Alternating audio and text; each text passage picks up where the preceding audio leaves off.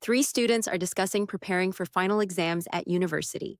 Oh man, I'm already feeling the pressure for finals. It feels like there's just so much to cover and like so little time. I'm trying to figure out the best way to deal with everything, especially for that quantitative methods exam. I really need to ace that one. I know exactly what you mean, Will. I've started making detailed study schedules, blocking out specific times for each subject. For quantitative methods, I found that doing past papers with a timer on really helps make the concepts stick. It's tough, but it helps you see your weak spots quickly. That's a good strategy, Lily. But sometimes I find past papers just stress me out more if I'm not confident with the material first. I've been focusing more on active recall and spaced repetition, especially for my history courses. It's basically like quizzing yourself all the time and then going back to topics after longer and longer periods. It feels like it helps more with remembering things. Active recall is definitely effective for theoretical subjects. I should try using that more for my literature class, but for math, nothing beats just grinding through problems. Also, don't forget to, schedule in breaks. It's so easy to burn out if you're just studying non-stop. I try to do 50 minutes on, 10 minutes off. Yeah, breaks are super important. I've also been thinking about starting a study group for the economics module. Sometimes explaining concepts to someone else helps me understand them better, and they can catch things I've missed. Plus, it breaks up the boringness of studying alone, which can get really isolating. Study groups can be, tricky, though. I've been in groups where we spent more time chatting than actually studying, or someone just wants answers handed to them. You have to be really strict with yourselves about it. I prefer studying alone, and then just checking in with friends for specific questions. That's true. You need the right people and, a clear plan. We definitely need to set some rules, like focusing on specific chapters or problem sets. I think the key is to use it for reviewing difficult topics or quizzing each other, not for initial learning. It's also about keeping each other on track. Beyond all the study techniques, I think it's just as important to look after yourself. I know it sounds a bit old-fashioned to say, but getting enough sleep and eating properly makes a huge difference in how much information you can actually remember. Pulling all-nighters just isn't good for the long term. You end up forgetting everything the next day anyway. Totally agree, Lily.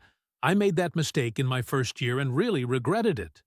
Now, I make sure to shut down my laptop an hour before bed and do something relaxing, like reading. It helps clear my head. It's all about finding that balance between studying really hard and not burning out completely.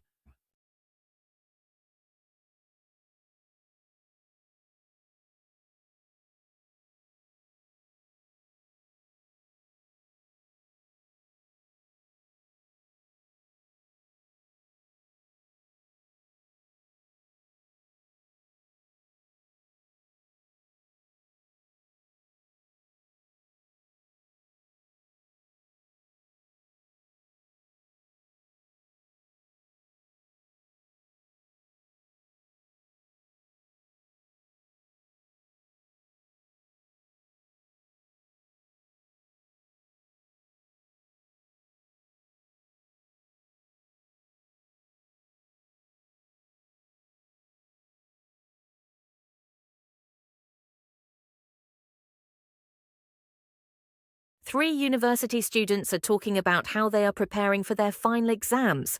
Will says he is feeling very stressed, especially about the quantitative methods exam. He feels like there is too much to study and not enough time. Lily agrees and says she is using a study schedule to manage her time.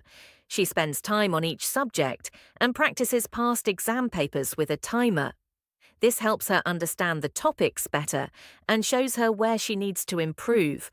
She also takes breaks, 50 minutes of studying and then a 10-minute rest, to avoid getting too tired. The third student says they use active recall and spaced repetition, especially for history. This means testing themselves and reviewing topics again after some time. They say this helps them remember things better.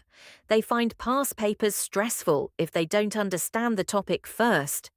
Will talks about starting a study group for economics. He says that teaching others and talking about hard topics helps him learn. But the third student says some study groups are not helpful if people don't focus. They suggest having rules and goals for the group. In the end, all three agree that looking after your health is important. Getting good sleep, eating well, and relaxing before bed helps your brain work better. They believe balance is the best way to study well and stay calm. Thanks for watching. Please like, share, and subscribe this channel for more videos.